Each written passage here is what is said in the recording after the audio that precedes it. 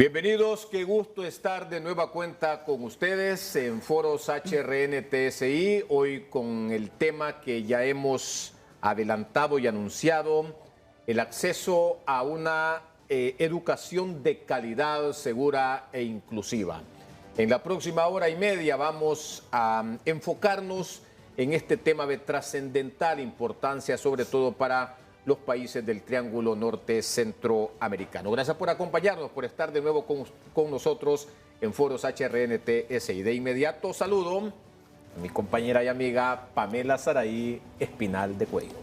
Gracias, Juan Carlos, auditorio de HRN y TSI. En este foro el día de hoy, de inmediato le damos la bienvenida a nuestros invitados, quienes nos van a orientar sobre este tema tan importante como es el acceso a la educación de calidad, segura e inclusiva. Damos la bienvenida a Cintia del Águila. Ella es ex ministra de Educación en Guatemala. También nos acompaña Dante Castillo. Él es director del área de políticas del Laboratorio de Investigación e Innovación en Educación para América Latina y el Caribe en Chile. Y también Edwin Moya. Él es subdirector técnico del programa Progresa con Educación de USAID en Honduras. Bienvenidos y gracias por estar con nosotros este día. Y de inmediato con este panel de invitados de lujo vamos a comenzar el foro. En principio comenzaremos con la doctora Cintia del Águila, exsecretaria en los despachos de educación del hermano país de Guatemala. ¿A qué atribuiría, doctora, los pocos avances que los países centroamericanos y sobre todo los países del Triángulo Norte han alcanzado en educación de calidad? Muchísimas gracias, un gusto estar acá con ustedes viendo este importante tema.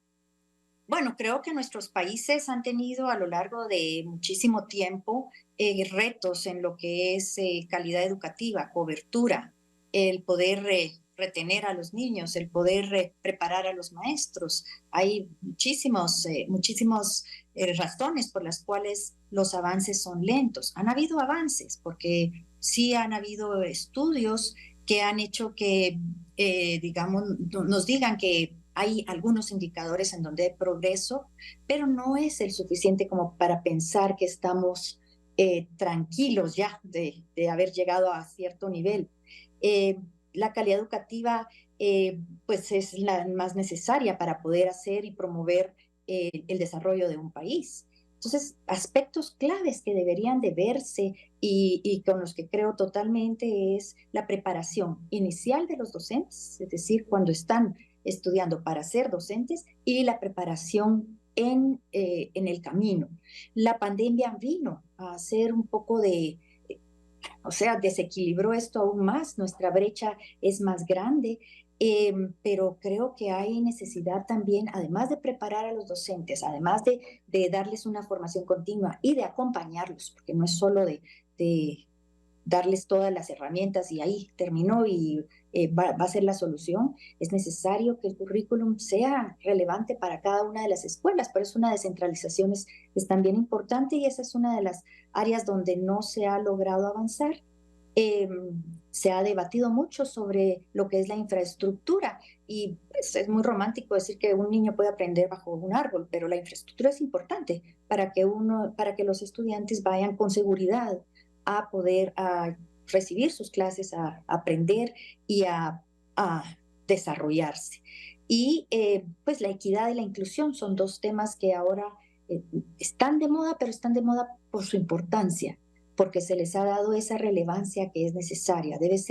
Una educación debe ser accesible para todos y debe ser equitativa en el sentido de que sea la educación que cada uno va necesitando en los lugares donde están. Y creo que también la evaluación es algo que preocupa para poder tener resultados que nos den información.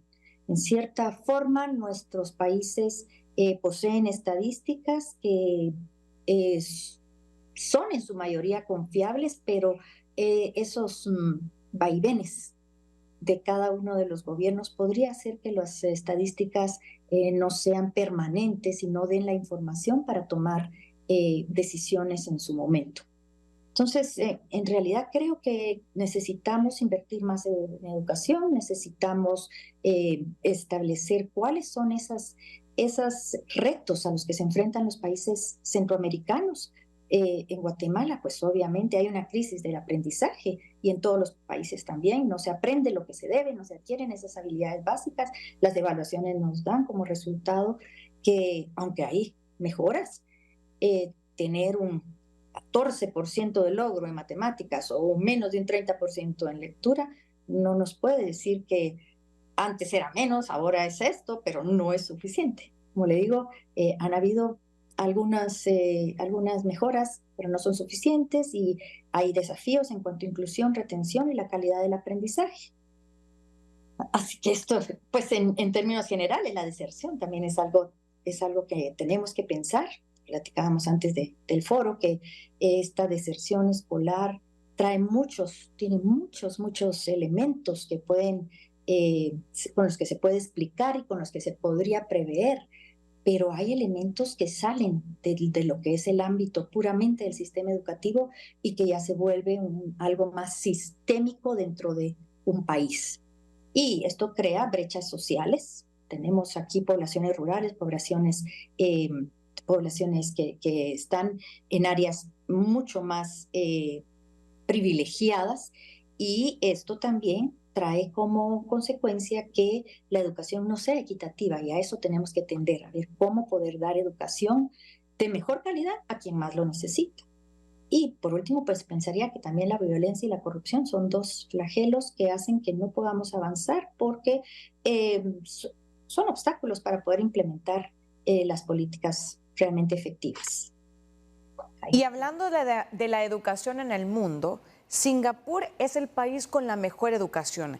Chile es el país con la mejor educación en América Latina. Y en Centroamérica se posiciona Costa Rica. ¿Cuáles deberían de ser las características claves para una educación de calidad? Dante Castillo, director del área de políticas del Laboratorio de Investigación e Innovación en Educación para América Latina y el Caribe en Chile. Bueno, muchísimas gracias por la invitación a debatir este tema y a conversar este tema que es de estrategia fundamental en la estrategia de desarrollo de los países. Si uno piensa en la educación, probablemente toda la parte importante de la población está día a día vinculada a las decisiones y a lo que pasa en educación. Los niños van a la escuela, niños y niñas van a la escuela. Uno se está enfrentando, digamos, a tomar decisiones diariamente en educación. Los sistemas educativos tienen alta presencia, digamos, pública, social, y por lo tanto es un tema fundamental, parte importante de los presupuestos de los países, ¿sí? En educación. Bueno, como decía, yo trabajo en un laboratorio de innovación e investigación llamado SUMA, y venimos trabajando hace algunos años en cómo pensar, digamos, aquello que funciona en educación, cuáles son esas buenas políticas, esas buenas prácticas que uno podría pensar están vinculadas o tienen incidencia en la calidad de los aprendizajes. Pero siempre me parece que hay que hacer una reflexión de alguna manera que es de contexto, que quizás es mayor. La calidad es un concepto obviamente que se ha instalado en la agenda, como lo señalaba precisamente Cintia, de manera, digamos, con mucha fuerza. Los objetivos de desarrollo sostenible señalan precisamente que hay que garantizar una ecuación de calidad inclusiva y equitativa, dice y para eso define metas, ¿sí? A lo que los países se comprometen, ¿sí? A proponer esfuerzos, digamos, las inversiones, entrenamiento, etcétera, etcétera. Pero yo diría que a veces la calidad de la educación uno lo piensa como el rendimiento en algunas pruebas, por ejemplo, que es una manera de medirlo y eso a nosotros nos parece correcto, digamos, lenguaje o comprensión lectora, matemática. Esta discusión sobre la calidad. Pero yo creo que es importante pensar que la educación es más que el rendimiento exclusivamente o el desempeño académico en algunas pruebas. Sí, esto me parece a mí que es fundamental y lo tratamos por lo menos desde Suma, lo tratamos de mantener siempre sobre la mesa y no perderlo de vista. La educación de calidad uno podría precisamente entenderla como aquella que brinda oportunidades, ¿sí? De experiencias, digamos, escolares para que los niños, ¿sí? se desarrollen, ¿sí? Y eso implica más allá de conocimiento solo cognitivo. Yo creo que esto es importante. Es importante que aprendan sin duda matemática, operaciones básicas de matemática, lenguaje, comprender textos, por cierto. Es probablemente, como se dice hoy día, esas competencias fundacionales, ¿sí? Lo que está a la base, ¿sí? Eh, la pregunta es cómo organizar que eso ocurra, digamos, y los sistemas educativos luchan de alguna manera, hay distintas perspectivas en los países, ¿sí? Entre los grupos sociales de cómo se debe organizar para que eso ocurra. Entonces, una educación de calidad, yo diría lo primero, más bien pensando en este concepto, uno podría volver, digamos, a este informe, al de las Naciones Unidas, de la UNESCO, del informe de Lors, que decía esta idea del aprender a conocer, aprender a ser, a vivir juntos con otros y aprender ¿sí? A hacer y a hacer. Entonces yo creo que la educación, precisamente cuando uno piensa en la educación de calidad, hay que pensarle en eso, en esos términos, en esas múltiples dimensiones. ¿Qué es lo que hacen los sistemas? Y esto yo creo que es la pregunta más compleja y es la que probablemente vamos a estar discutiendo, digamos, durante este panel. Yo diría es cómo probablemente los países logran articular distintas dimensiones, porque los sistemas educativos son sistemas complejos, ¿sí? Tienen muchos componentes, muchos niveles, el nivel central, el nivel local, tienen proveedores, digamos, actores de primera línea, que son los docentes, las escuelas, hay todos unos sistemas de implementación de la política pública, entonces son sistemas complejos, y eso no hay que perderlo de vista.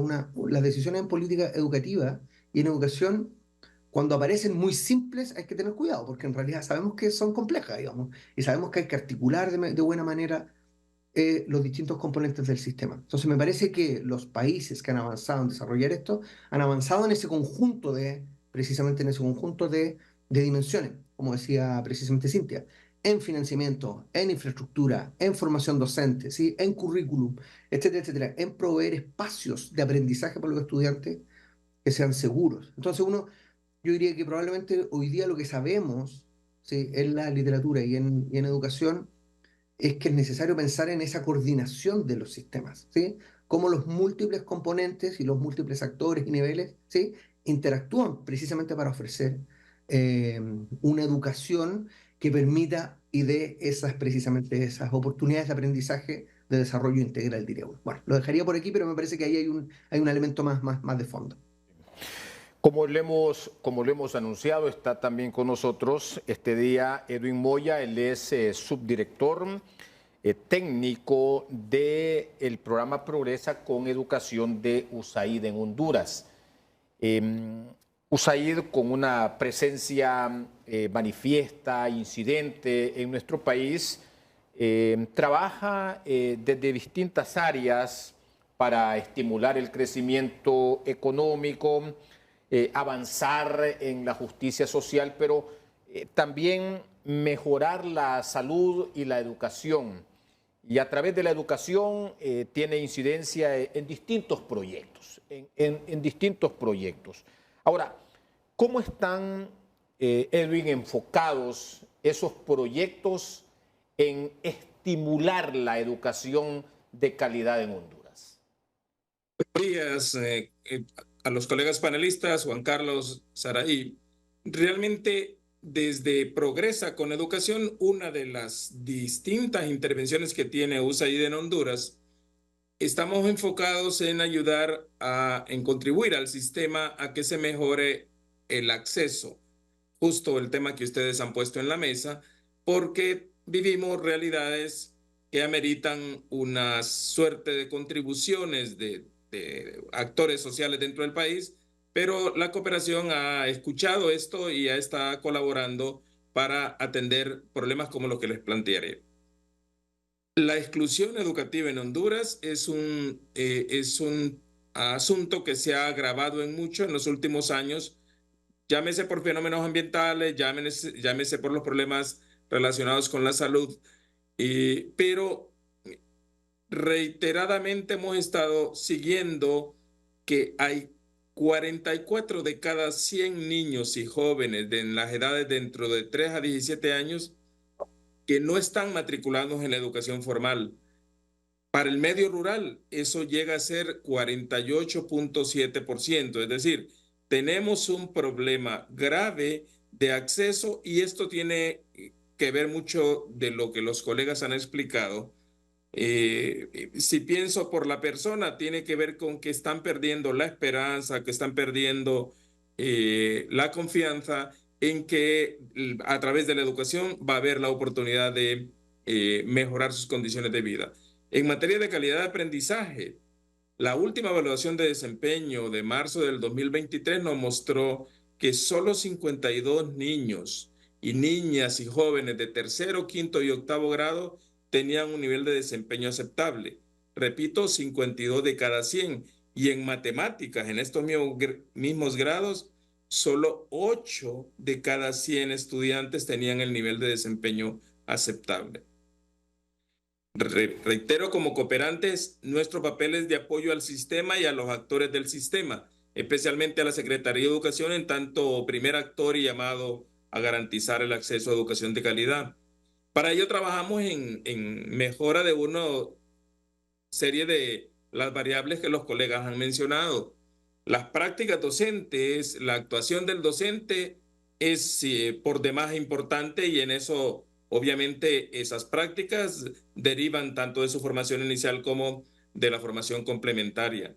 Pero también la gestión indicada del problema a nivel escolar y comunitario. Es decir, creo que no se puede seguir siendo observador ante una situación que está, creo que toda la sociedad, incluyendo medios de comunicación, sector privado, está llamada a hacer su contribución. Creo que la decisión de asistir a la escuela tiene límite de que mucha de esta población, niñez o juventud, no está en criterio de decisión y otros toman las decisiones por ellos. En consecuencia, hay que trabajar con madres, padres, y cuando estos no actúan en consecuencia, debemos llamar a personas en las comunidades, autoridades de gobierno local, de gobierno central, para que puedan asegurar que no se le niegue el derecho y no se le niega la oportunidad de un futuro promisorio. Pero en estas cooperaciones también advertimos necesidades, por ejemplo, de material didáctico para uso de estudiantes y docentes, la capacitación docente, ya sea por demandas de actualización o por las modificaciones curriculares que están ocurriendo, y reconociendo que muchos de los obstáculos que tenemos de acceso en educación e incluso de mejor desempeño tiene que ver con condición socioeconómica y en consecuencia tenemos discretos o modestos recursos, pero para apoyar a estudiantes que por estar en desventaja mayor no pueden acceder a la escuela. También trabajamos y ayudamos en la línea con la sensibilidad y el convencimiento de la población. Trabajamos en campañas de comunicación para recuperar la confianza en la educación. Queremos dejar claro que buscamos reiterativamente que la población y todos los actores sociales identifiquen que la educación es el camino para progresar y desarrollarnos en nuestro propio país, en nuestro propio entorno. De ahí que por de pronto esas son las prioridades, digamos, las contribuciones que está haciendo este cooperante para la educación en el país. Y hablando del derecho y la calidad de educación, en 2015 la ONU había establecido que a través de los cuales unos acuerdos con los países se debería de cumplir al menos 17 objetivos hacia la educación de calidad para el año 2030. ¿Se ha avanzado en la región en el cumplimiento gradual de estos objetivos, Cintia, exministra? Muchas gracias por la pregunta y por recordarme que ahí estuve de responsable en algún momento. Mire, como les decía anteriormente, han habido algunos avances, pero no son los suficientes. Esa es la verdad. Hay más estudiantes dentro de las escuelas, eso es lo que se ha visto, especialmente las niñas, las mujeres, las niñas han regresado, han ingresado a la escuela, pero hay esfuerzos muy importantes que se deben de hacer. Hay unos estudios que hizo la UNESCO, hizo UNICEF, hizo CEPAL y publicaron unos resultados sobre el alcance de del objetivo, sobre todo el ODS 4, que es el de educación de calidad. Y entonces ellos nos hacen ver que es necesario regresar a esa inversión en educación. Se vio que se ha bajado la inversión y por lo tanto eso también hace pensar en qué se puede hacer para mejorar, porque la inversión quiere decir invertir en nuestro futuro, en nuestro presente y en nuestro futuro. Y además también es urgente una participación, como lo mencionaba Edwin, no es una cosa de solo, obviamente el Ministerio, la Secretaría de Educación en el caso de ustedes, son los encargados, los rectores de la educación, los responsables de la educación, pero no se le puede dejar a ellos esa responsabilidad solos. Hay una serie, este es un sistema, es todo un sistema que debe de estar involucrado y que debe de estar consciente que la educación pasa por todos. Nos lo acaba de decir Dante, todos los días estamos, ya sea viendo la educación de los niños propios, de los niños de otros lugares, pero viendo también cómo la educación tiene efectos en todas las áreas. En trabajo, esa preparación para el trabajo está afectando también áreas en donde los jóvenes se pueden desarrollar. Entonces, hay muchos retos que se están viendo. Dentro de ese estudio nos decía que 15 de los 36 países han reducido su gasto público en educación. Por eso era la necesidad de invertir nuevamente. Y entonces tenemos algunas, digamos, los niveles de la población, hay más alfabetización. Eso es bueno. Se redujo el número de analfabetos. Hay mejores indicadores en cuanto a reducción de desigualdades. Ya, como le decía, hay más niñas que niños, el preescolar ha subido, no lo suficiente, en nuestro país muy, muy poco, el 50% de los niños va a preescolar. Entonces hay progreso en algunos de esos, pero las tasas de finalización han bajado. ¿Qué es esto? Es el de finalizar la secundaria. Hay bajas tasas de esa finalización cuando hace una década esas tasas estaban en 6% más o menos, ahorita están en 1.9%. Hay una tendencia a que se han estancado algunos indicadores claves como son primaria en casi todos los países de Centroamérica. Nos ha costado llegar a ese 90%. Guatemala todavía lucha entre el 85 y 90%, dependiendo también de nuestros resultados en las estadísticas. Pero ya pasar esto es muy difícil, pero en secundaria, por ejemplo, acá en Guatemala, el 40% de los estudiantes entran a básicos y el 30% a diversificado. O sea que ya estamos dejando afuera 70 de cada 100 niños en diversificado y 60 de cada 100 niños en la secundaria, en el básico.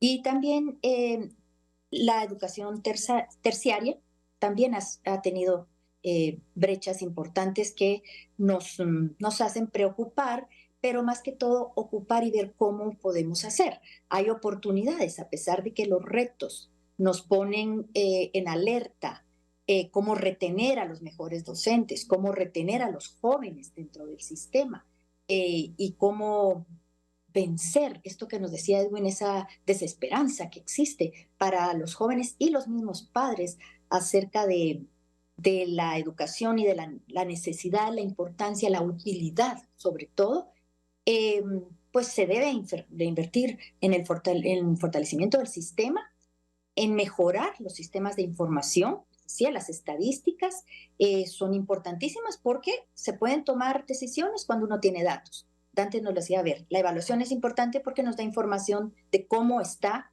una parte del sistema. Hay otros factores, pero la evaluación nos da esa información tangible en donde podemos tomar algunas decisiones. Y nuestros grupos ahorita, el más numeroso, el millennial, está muy influenciado por esas brechas educativas y por las oportunidades, les limita sus oportunidades de trabajo. Entonces hay algunas oportunidades como el poder utilizar, el mejorar los planes de estudio, el utilizar el Internet, ese acceso a Internet tan esperado, no porque el Internet vaya a ser la solución, es porque es el medio con el que podemos llegar más allá de donde llegamos en las aulas y porque está al alcance de los jóvenes. Tenemos que hacerlo más equitativo, más accesible y para eso el sector privado tiene que estar participando. Y se les debe ofrecer opciones de educación no solo formal, sino también informal, el poder acceder a un trabajo de inmediato y culminar sus estudios en el camino. Y también es importante esa formación permanente para la vida laboral. Como le decía, no solo está afectando las escuelas, el no cumplimiento, también está afectando la vida laboral, la preparación de los jóvenes para los diversos trabajos se está viendo afectado por esa calidad educativa y por el no cumplimiento con los objetivos del milenio. Por ahí lo dejaría yo en este momento. Perfecto, sí. La exministra, que por cierto estuvo en esa cartera de Estado hasta justamente el 2015-2016, cuando la ONU estableció estos acuerdos, reconoce que algunos indicadores se nos han estancado en la región, particularmente en los países del Triángulo Norte, que algunas tasas de finalización también han sido sumamente bajas. Desde la experiencia del país número 1 en educación en el continente, le pregunto a Dante Castillo, ¿cómo se ha avanzado, cómo se han ido cumpliendo estos 17 objetivos que son imperativos para avanzar hacia esa educación de calidad que tanta falta y que tanto resentimos nosotros en nuestros países, Dante? Bueno, yo creo que hay que recordar que los Objetivos de Desarrollo del Milenio, el año 2015, cuando Objetivos de Desarrollo Sostenible, los milenios fueron la anterior, la agenda anterior, se hacen en un contexto donde nadie preveía una pandemia. Eso es lo primero. La pandemia se nos vino el 2020 hasta 2021, 2022, cuando los países ya empiezan a volver a normalizar sus sistemas, digamos. En América Latina hay que recordar que fuimos del continente con mayor cantidad de semanas, ¿sí? Con las escuelas cerradas, más de 70, ¿sí? Semanas cerradas, o sea, básicamente lo que significa en términos de pérdida de oportunidades de aprendizaje. Porque además sabemos que en América Latina y en los contextos más desfavorecidos, la escuela es el lugar para aprender, digamos, ante la falta de otro tipo de, digamos, de mediaciones fuera de la escuela se vuelve un lugar estratégico, no solo de educación, hay que recordar que también las escuelas en América Latina ofrecen otro tipo de espacios también de alimentación, seguridad, entonces no hay que perder de vista esto, digamos. Insisto, yo siempre nos centramos, digamos, en matemática, lenguaje, ciencia, pero hay que pensar que la escuela en América Latina cumple roles, otro tipo de roles también, que tienen que ver con asegurar el bienestar, en este caso, de los estudiantes.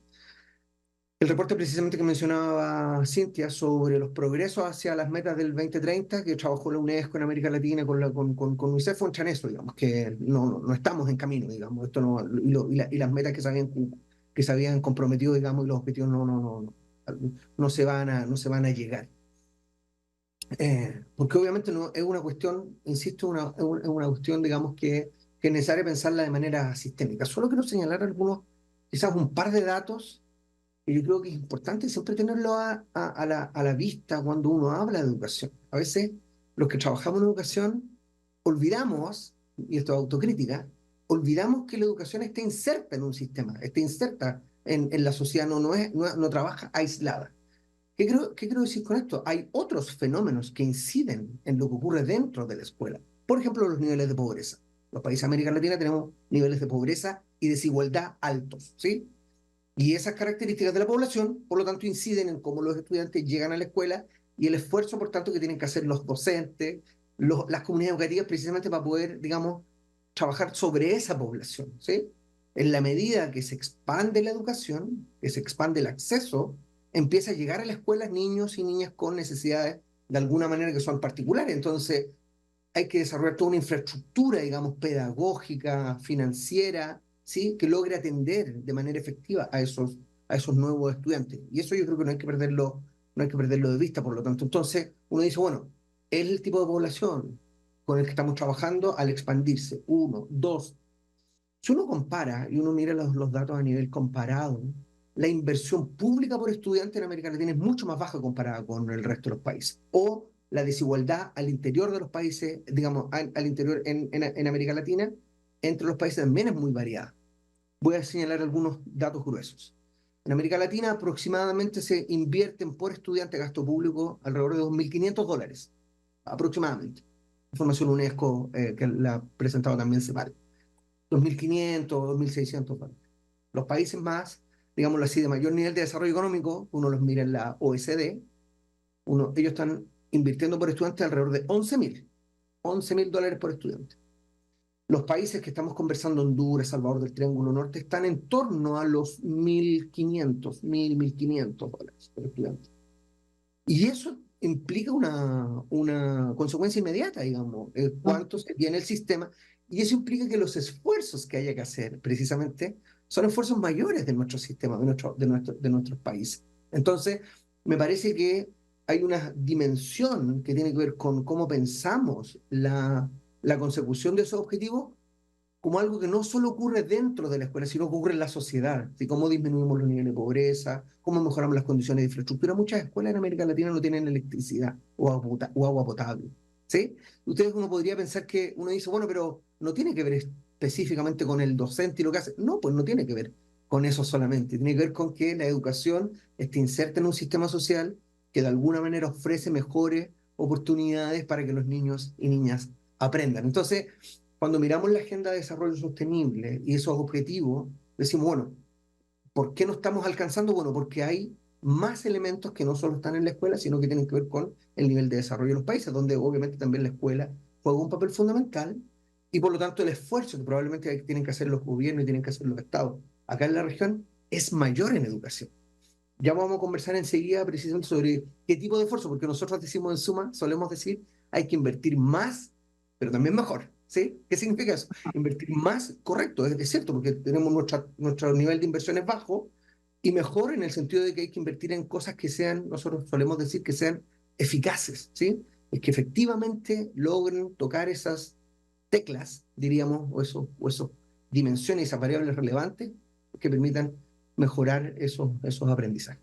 Interesante lo que ha mencionado Dante Castillo. 1.500 dólares se deberían de invertir en nuestros niños de escuelas públicas. Sin embargo, Honduras ha tenido varios retrocesos en la cobertura de educación y se está trabajando en ello. Pero ¿cómo se seleccionan las comunidades o escuelas beneficiarias de los proyectos que es parte USAID en el tema educativo, tomando en cuenta que de los niños que asisten a las escuelas a primaria, solo el 30 o el 25% logra llegar a la secundaria y un 4% a la universidad?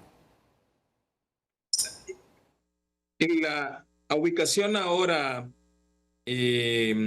decidida entre USAID y el gobierno de Honduras llevó a priorizar las contribuciones principalmente en 40 municipios. Y digo principalmente porque también se han dado particularidades y dependiendo de gestiones, dinámicas locales, incluso gestiones de gobiernos locales, se ha podido expandir más allá. Pero ¿cómo se llegó a esto? Por tres características básicas y tiene que ver con condiciones de desarrollo en el nivel local. Primero, el potencial de desarrollo de los municipios, altas tasas de inseguridad y altas tasas de migrantes retornados. Es decir, se encontraron allá que habían condiciones para hacer contribuciones significativas. Vale decir, en donde estamos trabajando ahora está el 60% de la matrícula en educación básica en Honduras y está también el 30% de los centros educativos en el área de básica. Esto nos lleva a trabajar con población urbana y rural y intentando llegar a beneficiar a 300,000 niños, niñas y jóvenes de estos municipios. Realmente, para ser justos, creo que en todos los municipios en Honduras hay problemas o hay población que está en desventaja y que merecen respuesta. Pero sin duda no hay capacidad, por lo menos para un cooperante como este, de llegar a todos y hay necesidad de priorizar. Al seleccionar los municipios, la certeza que quiere garantizar USAID que va a hacer contribución en todos los centros educativos de administración gubernamental, pero siempre teniendo en el foco que dentro de cada centro hay estudiantes que están en mayor desventaja y que merecen más atención. Estos indicadores de deserción en estos municipios tenemos los más altos en el país. Pero un fenómeno que antes era solo de preocupación rural, como es la transición, por ejemplo, especialmente de 6 a 7 grados, encontramos que entre el sexto y el séptimo, en estos 40 municipios, perdemos el 30% de la población estudiantil. Y pareciera que transitar hacia el séptimo es el lugar en donde, pues, ok, ya dieron el paso y cumplir el tercer ciclo, es decir, de séptimo a noveno grado debería ser más fácil. Tenemos el fenómeno que una cuarta parte de los estudiantes que cursan el séptimo no llegan al octavo en la edad indicada. Entonces, tenemos serios desafíos, como ya lo mencionó la doctora Cintia, deficiencia en nuestro sistema. Es decir, tenemos que trabajar para garantizar a que quienes ya llegaron, que tomaron la decisión de continuar sus estudios, que tengan la capacidad, la posibilidad de continuar, de ser retenidos, de tener las condiciones para poder continuar. Miren, en Honduras, en los datos más recientes que tenemos, cuando medimos una cohorte de estudiantes que ingresaron el año 2010 al primer grado, en el año 2021 debieron ingresar del duodécimo, resulta que solo 18 fueron capaces de llegar. Es decir, hay un sistema altamente excluyente que amerita contribuciones significativas. Es decir, por un rato hemos dicho que el tema de la cobertura, como lo señalé antes, es que solo se estima que 44 de cada 100 están en el sistema. Y se argumenta que eso tiene que ver con unos datos de origen que quizás no están bien fundamentados, porque son proyecciones de población. Pero en los últimos tiempos, reiteramos, los que ya llegaron tampoco somos capaces de retenerlos. Es decir, si no, veamos los comportamientos que en los últimos 5 o 6 años tenemos una deserción interanual de más o menos entre 2.5 y 3%. Y perdonen por los números, pero en números absolutos, es decir, tenemos 60, 70 mil niños, jóvenes que ingresaron al sistema y que no los podemos retener dentro de sí, y en consecuencia creo que amerita respuestas, pero como Dante lo decía, que no solo tienen que ver con el sistema educativo, también tienen que ver con pobreza, también tiene que ver con unos factores de seguridad, unos factores socioeconómicos que están determinando la eficiencia del sistema. Interesantes estos datos. Y una de las mayores amenazas para la educación, y no solamente de calidad, sino educación en Centroamérica, es que esta es considerada como muy costosa. Estamos hablando de la educación pública, ¿verdad? Aquí en Honduras, a través de los últimos años, siempre se mantuvo ese debate sobre los costos que significaban para los padres de familia, para los núcleos familiares, estarle comprando todos los años el uniforme, zapatos nuevos. Hace 2 años, con esta nueva administración, pues ahí aparecieron con que ahora iban a utilizar una gabacha que al final pues nadie le paró bola, como decimos popularmente en nuestra zona. Es decir, seguimos viendo esto como amenazas, como obstáculos para que esa cantidad de menores, de niños, de alumnos, no se vayan cada año de la escuela pública, tal cual era el dato que nos compartía Edwin, que 60, que 70 mil alumnos sigan desertando, se vayan de las aulas de clases cada año, es realmente no solamente alarmante, sino que deprimente. En este sentido, doctora del Águila, es cuando se vuelve más trascendente en ese acompañamiento para aminorar los altos costos que siguen suponiendo para las familias de nuestros países tener o mantener a sus hijos en la escuela. Ahí es cuando se vuelve más trascendente la participación del sector privado. Algunos de ustedes hablaba sobre la importancia que reviste el sector privado, la trascendencia que reviste la cooperación en el acompañamiento de estrategias articuladas con el sector público para que bueno, podamos superar estos obstáculos. Y la pregunta es, ¿no se ha podido acaso ensanchar en nuestros países esa estrategia o esa articulación entre el sector privado, entre la cooperación, tal cual es el caso acá en Honduras de USAID y su participación incidente como acompañante en el proceso educativo, y el sector público? Bueno, en realidad, vamos a ver, Edwin nos acaba de contar qué está haciendo en cuántos municipios, qué hace la cooperación específicamente de USAID. Esto nos pone en perspectiva qué alcance tiene. Por otro lado, usted hablaba que la educación es considerada costosa y habló más que todo desde el punto de vista de padres de familia, pero es considerada también costosa desde el punto de vista del sistema educativo en el Ministerio de Educación, en la Secretaría de Educación. Costosa porque hay un presupuesto asignado a esta cartera que debe de ser utilizado, como nos dijeron anteriormente, no solo es una mayor inversión, sino una mejor inversión. Entonces, hay varios aspectos. Está entonces la responsabilidad del Estado en cuanto a invertir en educación e invertir mejor. Está la responsabilidad de nosotros como ciudadanos, padres de familia, ciudadanos que estamos trabajando en educación, de apoyar en esa inversión. Pero usted decía algo importante, cómo todos vamos en una misma línea de inversión, en una misma línea de calidad educativa. O sea, todos los sectores, el sector privado, el sector público y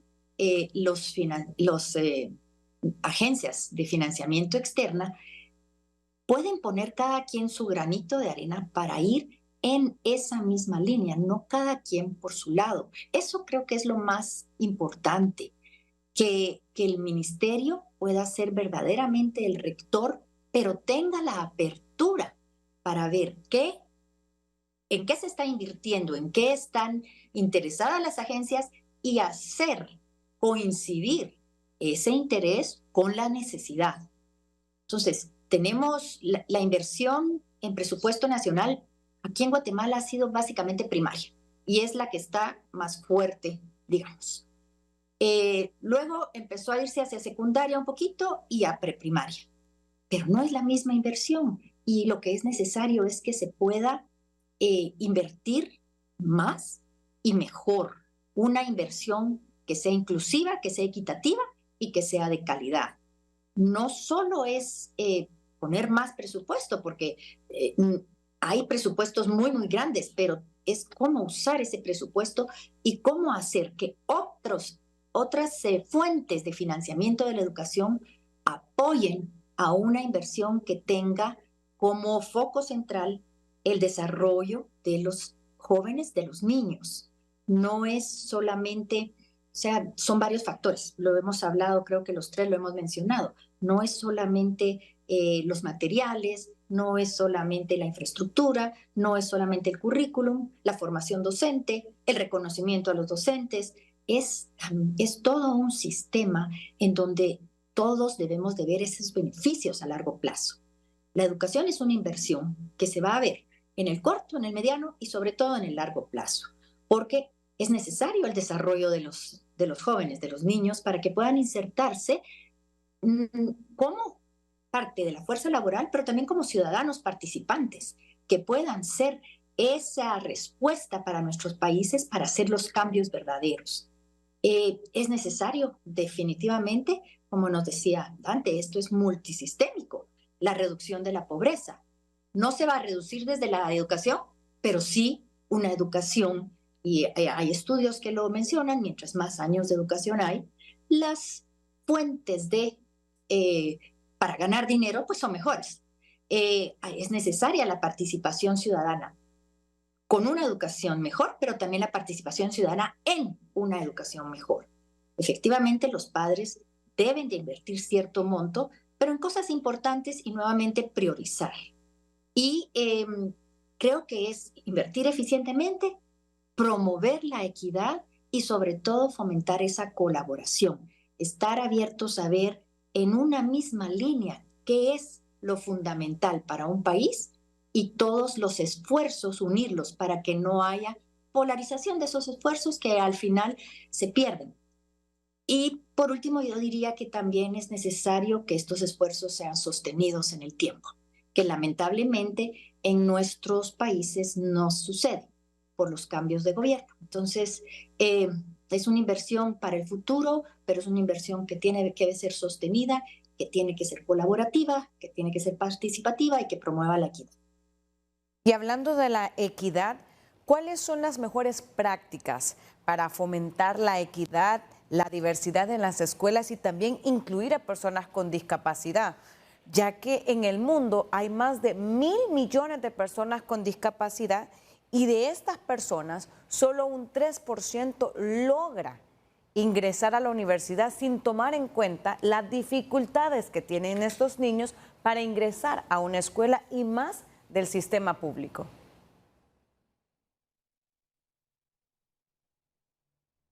Perdón. Yo volvería a recalcar que hay esfuerzos de inversión, que todavía estamos en América Latina, tenemos una tarea pendiente, ¿sí? Hay que invertir más, ¿sí? No podemos pensar que con los mismos niveles de inversión, ¿sí? Vamos a conseguir mejores resultados. La última reunión ministerial que se hizo en Chile, precisamente de ministros de Educación, lo establece. Uno de los esfuerzos es en inversión, en financiamiento, y eso es clave, ¿sí? No hay que perder de vista, digamos. Si en la región en promedio se invierten alrededor de $2.500 por estudiante, ¿sí? Hay países que invierten en torno a los 5.000 y hay países que son los que estamos hablando en el caso de Centroamérica y el Triángulo Norte, invierten, digamos, todavía están una cuota, un nivel, digamos, por detrás. Entonces hay que hacer ese esfuerzo. Pero no es solo, el punto es no solo invertir más, sino es que identificar cuáles son las estrategias más eficaces y eficientes para hacer uso de esa nueva inversión, de esa mayor inversión que es necesaria. Sigue siendo necesario. Bueno, si uno piensa respecto de la pregunta por la inclusión y la discapacidad, el tema del financiamiento se hace incluso más necesario. Por una cuestión que lo sabemos, los estudios lo están mostrando. Nosotros en un estudio que hicimos en el año 2020, lo que precisamente trabajamos fue un estudio que hicimos con UNESCO, que se llamó el año 2020 Inclusión y Educación, todos y todas sin excepción, todas y todos sin excepción, es un título muy fuerte, digamos, que tiene que ver con la idea del derecho a la educación, ¿sí? O sea, yo creo que en los contratos sociales de los países de América Latina, el mundo, pero en particular de América Latina, lo que hemos ido avanzando en este consenso social, en este acuerdo social de que la educación no es un privilegio, ¿sí? Y que la educación es un derecho al cual todos los niños, independiente de su condición socioeconómica, de su condición cultural, etcétera, etcétera, tienen acceso o pueden o deberían tener acceso a oportunidades educativas de calidad. Eso yo creo que ha sido un consenso.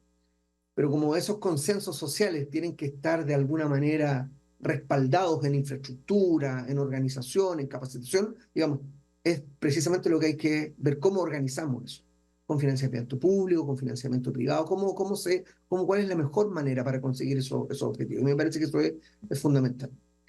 El problema de la discapacidad yo creo que es un problema que nos pone precisamente también en una situación muy particular, porque los datos los datos no son sistemáticos, diría yo, no son rigurosos, porque tenemos en la región, la UNESCO así lo ha identificado, en que la información para identificar las magnitudes de la población con discapacidad en América Latina se establece que en torno al 12%, 10-12% de los estudiantes presentan algún tipo de discapacidad sensorial, física o intelectual, que también nos ponen niveles distintos, digamos, de necesidades especiales, necesidades educativas especiales. Entonces, mi punto es el que estoy tratando de pensar. Cuando pensamos precisamente en estas poblaciones, desde la perspectiva de la inclusión y la equidad, lo que nos vamos a enfrentar, y eso muestra la evidencia, es a un costo mayor, ¿sí? Hay que invertir más en estas poblaciones, ¿sí? Digamos, por sus necesidades particulares. Uno, se requieren condiciones adecuadas de infraestructura, por ejemplo, que las escuelas tengan, digamos, las herramientas para poder precisamente recibir a estos estudiantes, docencia especializada, formación docente especializada. Entonces, de alguna manera, siempre está volviendo el tema del financiamiento, pero ese tema de financiamiento tiene que estar acompañado precisamente de una inversión que sea mucho más eficaz y que sea más pertinente a esa población. Ahora, Edwin, en el caso de USAID y en el enfoque integral de USAID para estimular la educación inclusiva y equitativa, ¿qué se ha estado haciendo? Me motiva a reaccionar también sobre lo que los colegas Dante y Cintia estaban señalando. Y hago una relación sobre el tema del costo en la educación. Decía un señor Bock, que fue presidente de Harvard, probemos con el costo de la ignorancia, porque realmente eso sí tiene un costo infinito. Eso sí tiene implicaciones severas. Es decir, imagínense un médico sin las competencias necesarias, sin la educación necesaria, o un abogado, o un ingeniero, pero también un trabajador o un tendero que no puede atender bien a un cliente que lo perdió. Es decir, desde la perspectiva que lo veamos, seguramente que debemos justificar que invertir en educación es una excelente decisión para los países. Y se ha llegado hasta cuantificar, Juan Carlos, el último informe de evaluación de desempeño que Honduras participó, el de la evaluación PISA, establece que un aumento de 25 puntos en los resultados de desempeño en el informe PISA se traducirían en un incremento del 3% del Producto Interno Bruto. Es decir, creo que desde donde lo veamos, desde lo social, desde la seguridad, desde la economía, siempre vamos a encontrar argumentos muy fuertes. Y dentro de ello, me sitúo en su pregunta, creo que todos los esfuerzos intentando mejorar calidad educativa coinciden en que factores económicos, factores políticos, culturales, científicos y tecnológicos, pero el factor humano son vitales para lograr equidad y justicia en educación. Es decir, y voy a centrarme en el desempeño docente, en ese factor humano. Nosotros estamos seguros de que la inversión tiene que centrarse mucho en mejorar las prácticas docentes. Hay estudios en la Universidad Pedagógica en Colombia que muestra esas características que son esenciales y algunas de ellas en las que nosotros estamos trabajando. Ser comunicador efectivo, ser competente técnicamente en su disciplina y ser respetuoso con sus estudiantes. En esa línea, entonces, estamos ayudando a que haya prácticas efectivas en sus aulas. Se apoya también con recursos para que se mejoran sus competencias técnicas y obviamente en el tema de la sensibilidad y competencia para generar climas de aula que favorecen. Creo que eso, más recursos como material didáctico, y hay un momento esencial dentro de todo este apoyo, es dos etapas complementarias a la formación estructurada de docentes. Acompañarles, observarles en sus aulas y asesorarles ahí para su mejora, pero también incentivar a que puedan funcionar, operar a través de comunidades de práctica como medio para facilitar el crecimiento y el intercambio entre iguales a efecto de que eso tenga repercusiones en el desempeño de sus estudiantes, en la retención de más estudiantes. Vamos a ir a una pausa comercial en foros HRN y TSI y luego vamos a hablar sobre el papel principal de los docentes a nivel mundial.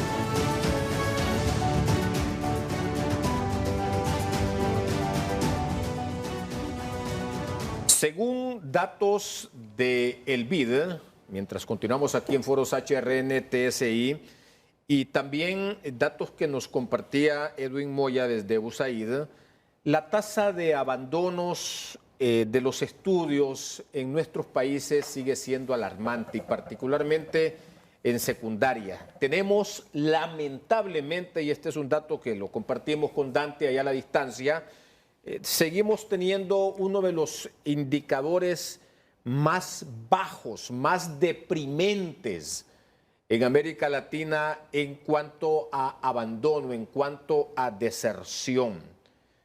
Se ve que no hemos estado haciendo lo suficiente, como bien decía la doctora del Águila, en cuanto a evitar que nuestros niños, que nuestros menores, que lo que nosotros acá, no sé si populista o electoralmente se llama nuestro futuro, abandone las aulas.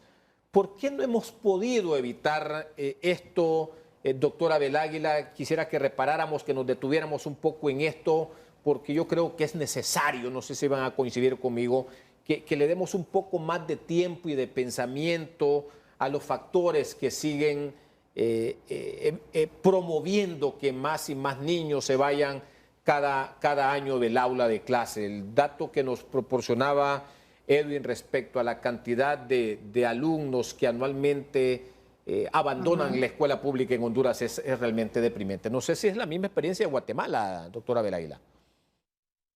Sí, muchas gracias. Definitivamente es la misma. Tenemos datos muy similares en cuanto al abandono, en cuanto a primero, la no inscripción y luego el abandono, la deserción. Me gustaría compartir con ustedes, nosotros hicimos un estudio de barreras para el ingreso a la secundaria, le llamamos nosotros aquí del sexto de primaria al primer curso de educación secundaria.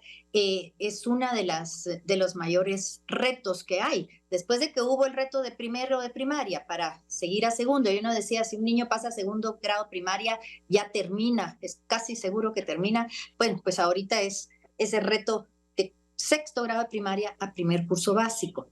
E hicimos un estudio que tiene cosas que ya sabíamos, pero que se corroboran y sobre todo le da a uno una perspectiva de qué está sucediendo.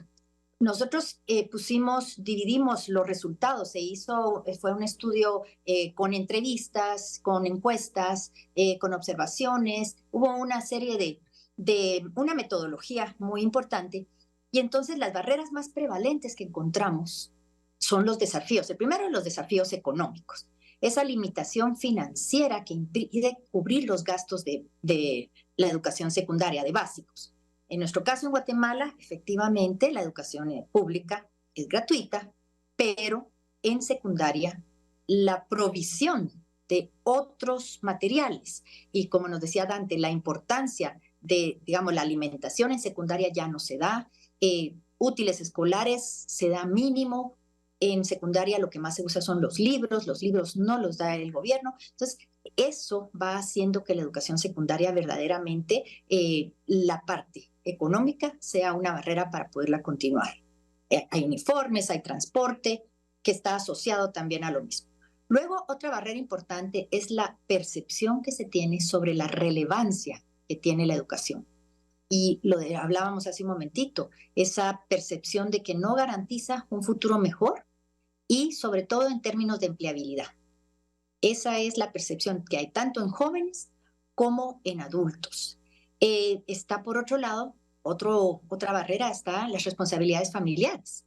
Los jóvenes deben asumir responsabilidades que no les deberían de corresponder, pero que tienen que hacer porque ayudan en el hogar. Y entonces eso les limita su capacidad y su tiempo para poder estudiar. Están las influencias externas, que es el consumo de sustancias, los círculos sociales a los que se meten y no son adecuados, los comportamientos adictivos, que hace que tampoco accedan o que continúen sus estudios. Y desafortunadamente también una barrera muy fuerte son los desafíos culturales, las normas de género. Cuando una mujer debe dejar de estudiar porque tiene que dedicarse a tener hijos y las tareas del hogar.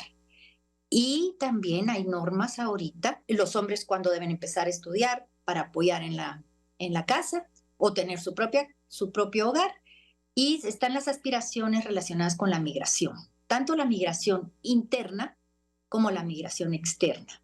Estas son decisiones que hace que ya la cultura las ha asumido y las toma como normales. Primero los roles de género y también luego la migración y el buscar un futuro mejor. Y hay barreras institucionales que también nos afectan muchísimo. La falta de centros educativos. Eso es una barrera gigantesca porque no hay a dónde ir.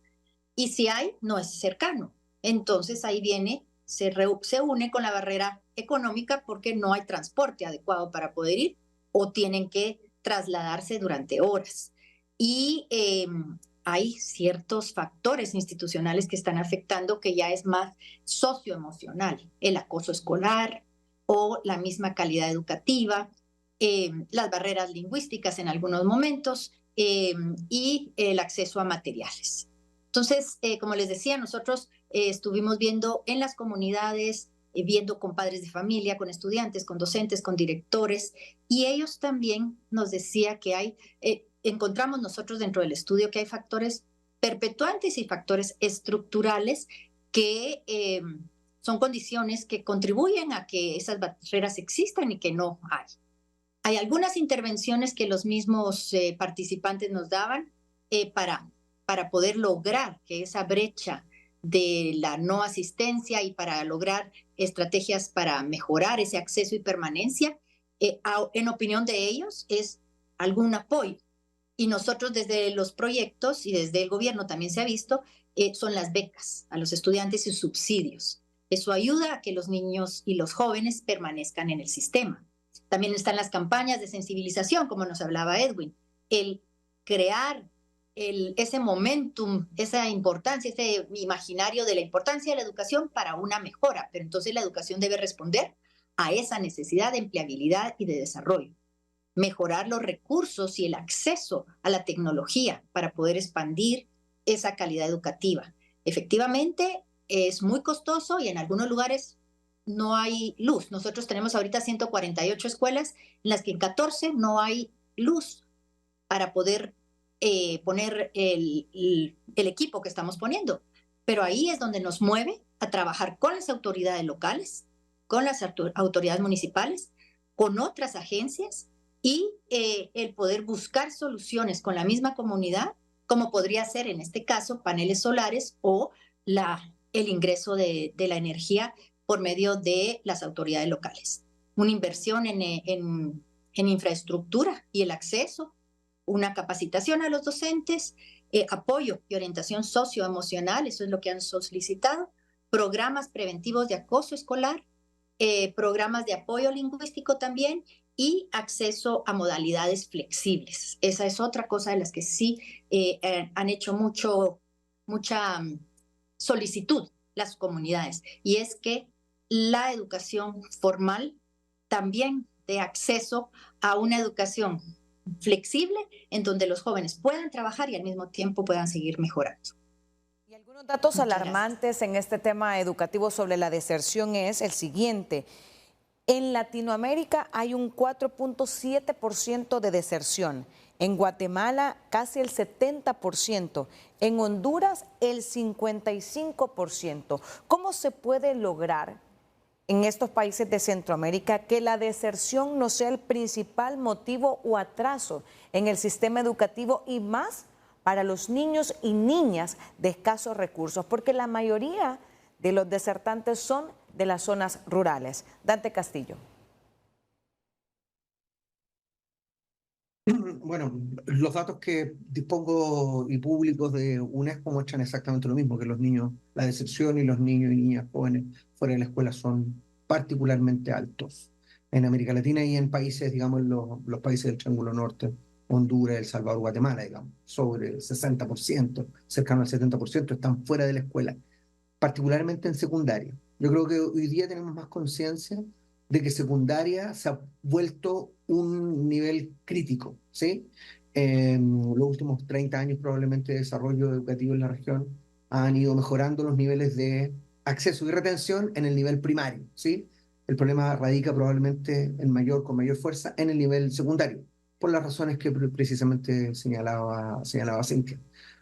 Insisto, hay una relación con algunos temas que están, digamos, fuera de la escuela o están dentro de la escuela. Si uno piensa, por ejemplo, mujeres adolescentes, Cintia lo decía en términos de género, el embarazo adolescente, mujeres jóvenes entre 15 y 19 años que son que son madres, entre 15 y 18 años. Es una relación directa, ¿sí?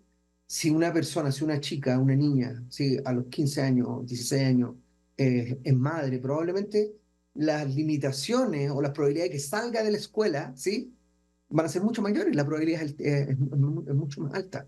Estamos hablando en la región, digamos, en Centroamérica y los países de los que estamos conversando, estamos hablando de niveles de porcentaje de mujeres entre 15 y 19 años cercano al 15 a 20%, o sea, uno podría llegar a decir 2 de cada 10, ¿sí? Inmediatamente hay un riesgo en esa población, en esos grupos de mujeres que en general, como decía Cintia, son más pobres, ¿sí? Es que salgan de la escuela. Entonces, requerimos probablemente políticas de mayor, digámoslo así, de mayor bienestar, ¿sí? Y que aseguren a en este caso a las niñas, la oportunidad de poder mantenerse en la escuela.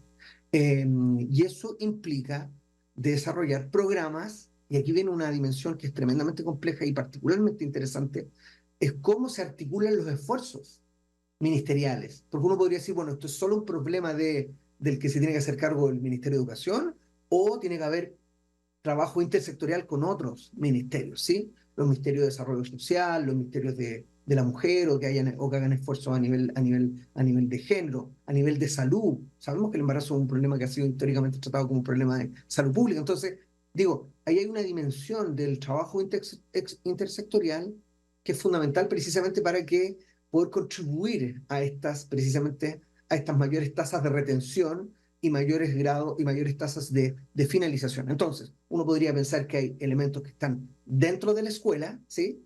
Y elementos que están, o factores que están fuera de la escuela. Dentro de la escuela, por cierto que es que hayan procesos pedagógicos adecuados, que los estudiantes y sus familias perciban que lo que están consiguiendo y lo que están aprendiendo va a ser valioso para su futuro laboral, ¿sí? Y lo que ellos pueden aprender obviamente les permitirá acceder a mejores oportunidades laborales, mejores oportunidades de vida, de participación en la sociedad. Me parece que hay una serie de factores que son los que hemos estado conversando, que efectivamente son los que hay que tratar de fortalecer.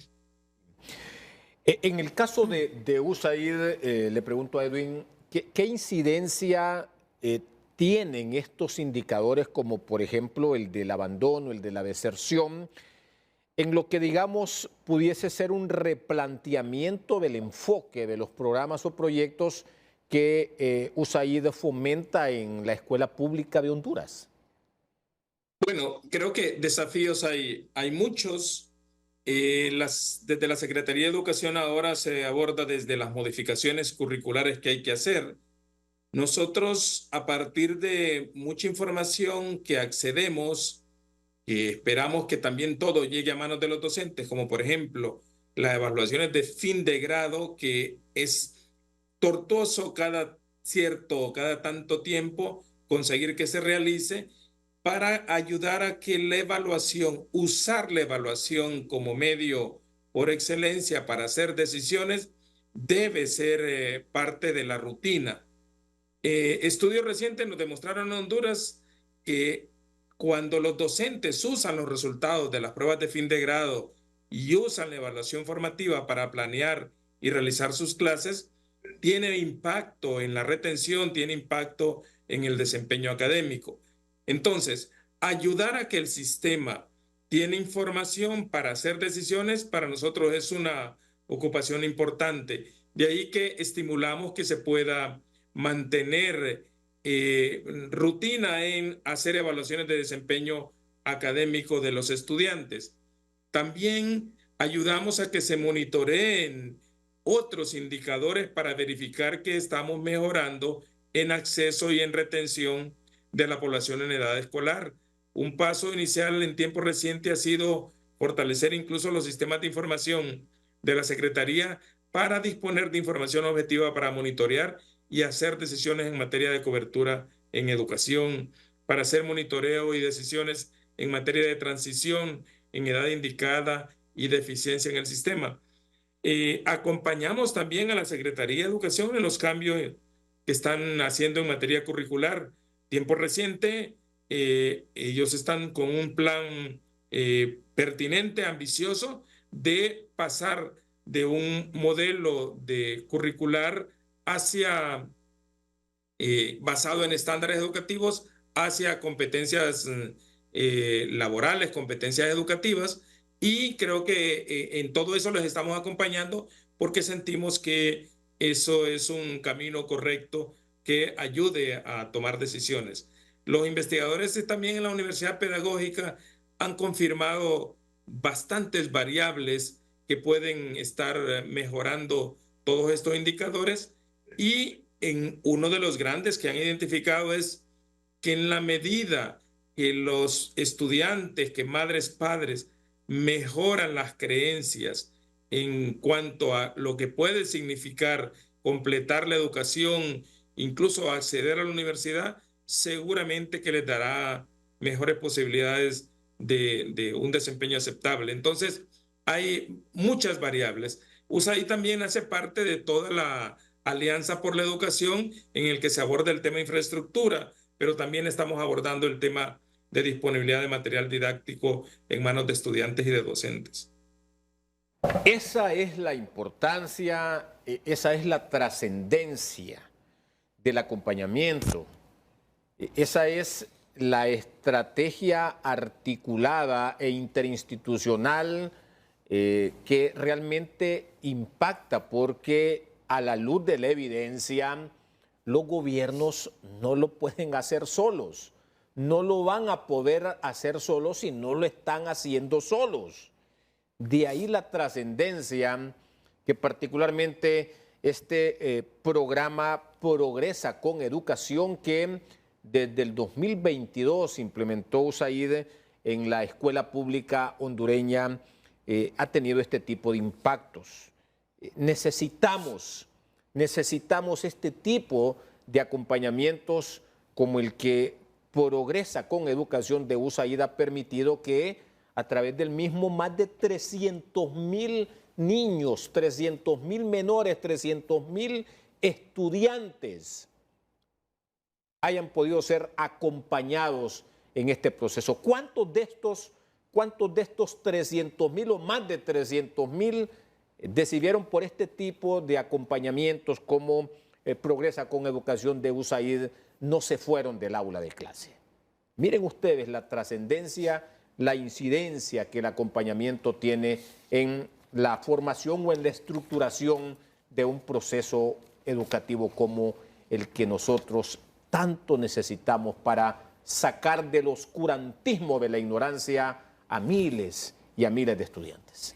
Vamos a hacer una pausa comercial y luego regresamos con este tema de suma importancia sobre el acceso a una educación de calidad, segura e inclusiva.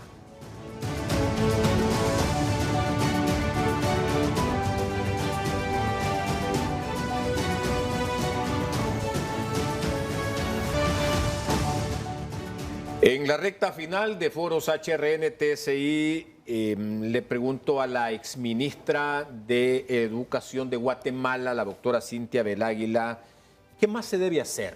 ¿O qué hay que hacer, y yo digo con carácter de urgencia, para contrarrestar estos indicadores, el déficit de aprendizaje, pero sobre todo promover mayores oportunidades? Promover mayores oportunidades. Cuando hablamos del futuro, evidentemente no podemos soslayar la educación como pilar de ese futuro. ¿Qué más hay que hacer y cómo hay que hacerlo, doctora Beláguila, a partir de su expertise en estos temas, para llegar a alcanzar o para sentar siquiera los pilares?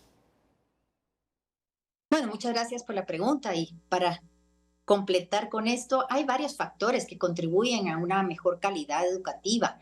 Ya hablamos acerca de la inversión, la importancia de la inversión, la importancia de conjugar esfuerzos, la importancia de organizarnos, pero hay ciertos factores también que son muy importantes y que deben de hacerse con urgencia, como usted lo decía, para que ese déficit de aprendizaje pueda sobreponerse. La formación docente, la formación inicial y el desarrollo docente son factores fundamentales. Invertir en esto es realmente el desarrollo de los docentes para que puedan tener mejores prácticas y que haya tengan acceso a una formación continua, pero también es necesario, nos lo decía Edwin, las comunidades de aprendizaje, que ellos mismos hagan estos intercambios, porque ellos ya conocen qué está pasando en las aulas y pueden ayudarse. Entonces, la formación efectiva, una formación continua, técnicas de enseñanza variadas y sobre todo acogerse un poco a los marcos internacionales que se tienen para dirigir la calidad.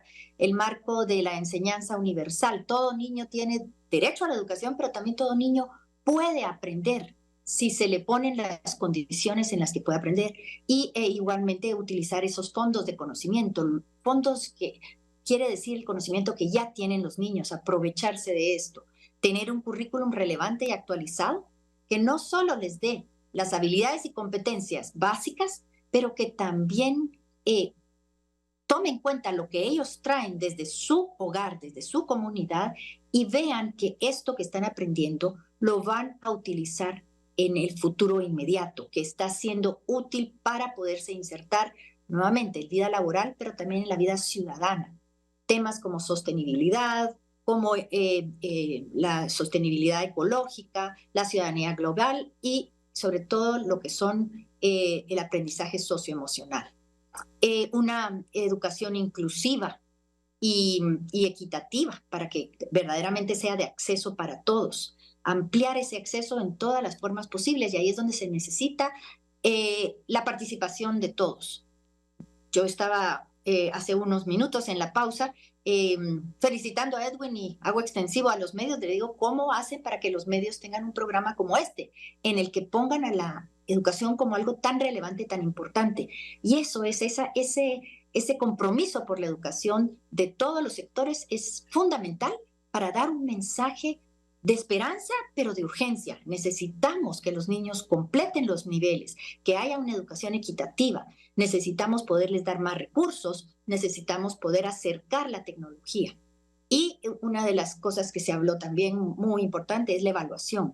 Tener los datos para tomar las decisiones, para poder revisar y actualizar el currículum y para poder también tener políticas basadas en evidencia. Para mí, pues se resumiría en que se requiere un enfoque integral que involucre a todos los diferentes sectores y que todos, pues, peleemos por la educación, trabajemos por la educación, porque es el presente y el futuro de nuestros países. Dante Castillo, ¿qué recomienda para que los países como Centroamérica puedan avanzar en una educación de calidad? Voy a señalar quizás 3 o 4 elementos que me parece que son importantes y que retoman el planteado por Cintia. Yo diría que los países debiesen volver a pensar en estos pactos sociales, ¿sí? Que ponen al centro de la discusión los sistemas educativos, ¿sí? Y lo que la educación, las oportunidades que los sistemas educativos hoy día, como están funcionando, digamos, qué le están poniendo y qué debiese ser cambiado, qué debiese ser transformado, para ofrecer esas mejores oportunidades educativas para el desarrollo de aprendizaje y para el desarrollo integral de niños y niñas. Entonces me parece que ahí hay una cuestión más bien de cómo logramos construir esos consensos, ese pacto social sobre qué es lo que un país, una sociedad necesita, particularmente de los tres que estamos hablando de Centroamérica. Eso es lo primero que diría yo. Y yo creo que eso es un esfuerzo, digamos, donde toda la sociedad está involucrada, pero particularmente los líderes políticos, los líderes, digamos, los que toman decisiones y que están a cargo de la gestión de los gobiernos. ¿Qué implica eso? Implica pensar, y aquí yo diría que esto es muy importante, que las generaciones que están entrando hoy día, año 2024, van a estar saliendo de secundaria en el 2035, 2036, 12 años más, 11, 12 años más. ¿Qué implica? Que hay una discusión de largo plazo siempre en política educativa, ¿sí? En las decisiones, educación no lo puede pensar del año al año siguiente, ¿sí? A 2 años, son políticas de largo plazo. Entonces es más necesario que nunca pensar en esta mirada de la sostenibilidad de algunas políticas. Pero no cualquier política, yo diría, o no cualquier programa, sino programas que se van de alguna manera alimentando de lo que las evaluaciones y la evidencia va señalando. Porque me parece que un criterio fundamental de la mejora educativa o de la transformación de los sistemas educativos para que produzcan mejores aprendizajes o mejor desarrollo, ¿sí?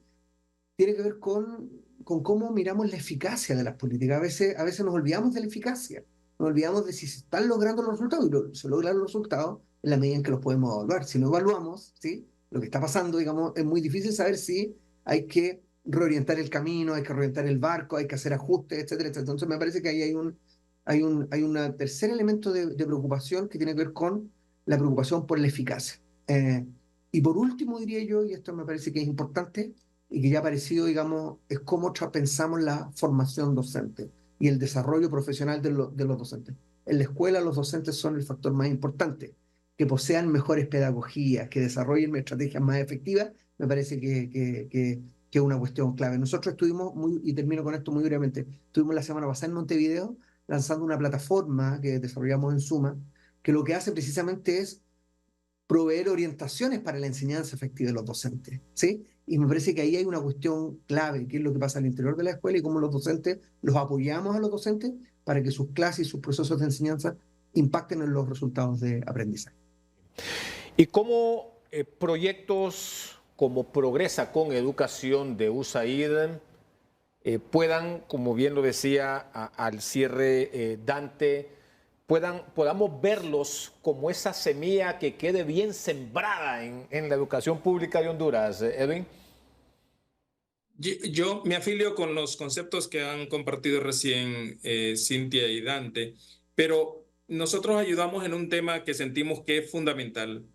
Si no, como país, no adoptamos y no hacemos una gobernanza indicada, vamos a seguir teniendo estas dificultades. Y eso, Juan Carlos, Saraí, en nuestro entender, tiene que ver con disponer de información pertinente, convertir esa información en planes, en propuestas de decisiones, llevarlas con efectividad hasta el última aula que tenemos en este país, a efecto de que podamos ayudar a hacer un cambio en la gestión que seguramente no nos ha estado funcionando o no lo hemos adaptado a todas las variables nuevas que tenemos presentes en el sistema. Y por último, yo no puedo dejar de mencionar que hay que poner acento a las inequidades que producimos con el sistema o que potenciamos con el sistema, porque en nuestro país, en nuestro entorno, estudiantes procedentes de hogares con menos ingreso económico, procedentes del medio rural, viviendo en contextos de inseguridad, poblaciones pertenecientes a identidades indígenas, población que ha sido víctima de abuso o que son migrantes retornados, muestran más altos posibilidades de no ingresar o de abandonar el sistema, y aun cuando están, que tienen los menores niveles de desempeño y en consecuencia son parte de esa réplica, de ese círculo de exclusión al que los vemos sometidos. Creo que hay que poner acento a esa población que está en más desventaja para asegurar que todos tenemos las mismas oportunidades de desarrollo. Recursos diferentes, concurrencia incluso de diferentes secretarías de Estado y, como ya lo hemos mencionado en el foro, también de otros actores como ustedes, Juan Carlos, Saraí, los medios de comunicación, poder importante que hacen y pueden hacer una contribución significativa alrededor del problema. Vamos a hacer una pausa comercial y luego retornamos con nuestras conclusiones.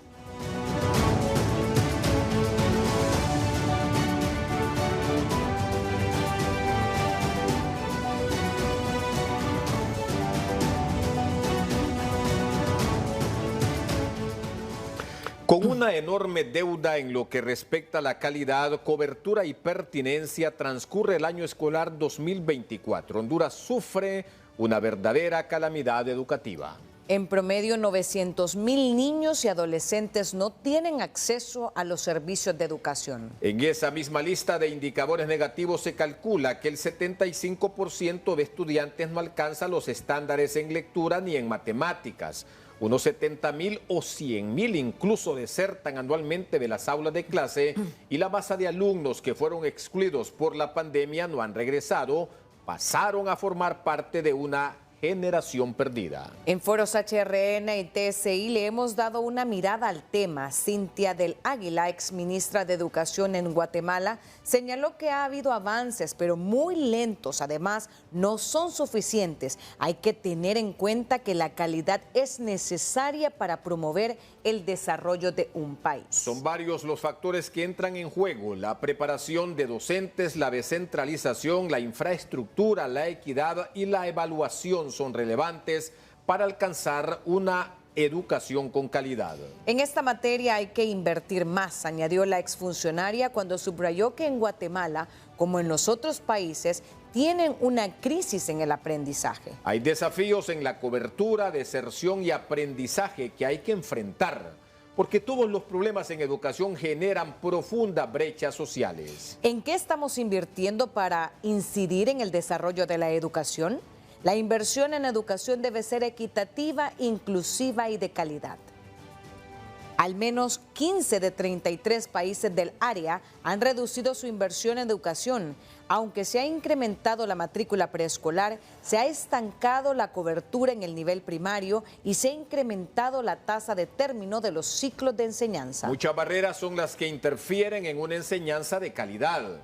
La percepción sobre la importancia de la educación, lo mismo que las desigualdades de género e institucionales. Dante Castillo, director del área de políticas del Laboratorio de Investigación e Innovación en Educación para América Latina y el Caribe en Chile, resaltó la importancia que los países destinen más recursos en la educación. ¿Cuáles son las buenas políticas y prácticas que tienen incidencia en la calidad del aprendizaje?, se preguntó Castillo, cuando subrayó que la calidad educativa va más allá del rendimiento. El financiamiento, infraestructura, preparación de docentes y reforma curricular son algunos elementos importantes para la calidad de la enseñanza. Es un imperativo desarrollar toda una infraestructura pedagógica y financiera para lograr una mejor educación.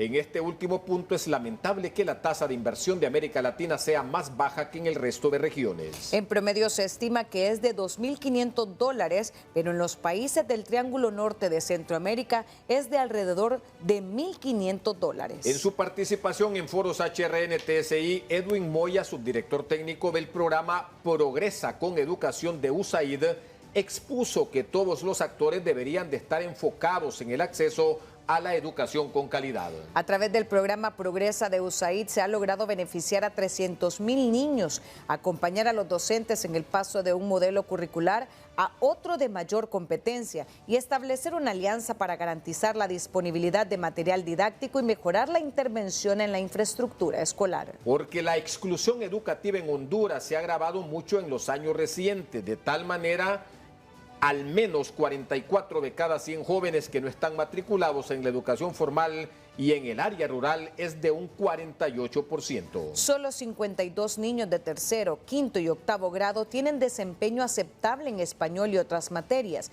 mientras en matemáticas únicamente un 8% tiene resultados aceptables en Honduras. Otro indicador que no hay que dejar de lado, sino que debe ser objeto de análisis, es que Honduras tiene una deserción de entre 2,5 y 3%, entre 60,000 y 70,000 niños que el sistema no es capaz de retener en las aulas. Un aumento de 25 puntos en las pruebas PISA se traduciría en el incremento de 3 puntos del Producto Interno Bruto. En suma, los factores económicos, políticos y culturales son importantes para la equidad y justicia en educación. El subdirector técnico del programa Progresa con Educación de USAID ha remarcado en que la educación es vital para el desarrollo. Hay que invertir en esta materia y hacer más esfuerzos si queremos que nuestros países progresen. Agradecemos la participación en foros HRN y TSI a Cintia del Águila, exministra de Educación de Guatemala, también a Dante Castillo, director del área de políticas del Laboratorio de Investigación e Innovación en Educación para América Latina y el Caribe en Chile, y Edwin Moya, subdirector técnico del programa Progresa con Educación de USAID en Honduras. Pero sobre todo queremos agradecer a nuestros fieles oyentes y televidentes que nos acompañan en cada espacio que abrimos para el análisis, para el debate, pero sobre todo también para compartir las recomendaciones de expertos como los que hemos hoy tenido y a todo este equipo de producción liderado por Ivy Martínez que ha hecho posible que de nuevo estemos al aire con ustedes. Gracias y hasta la próxima. Pamela. Nos vemos en el próximo programa de Foros HRN y TSI.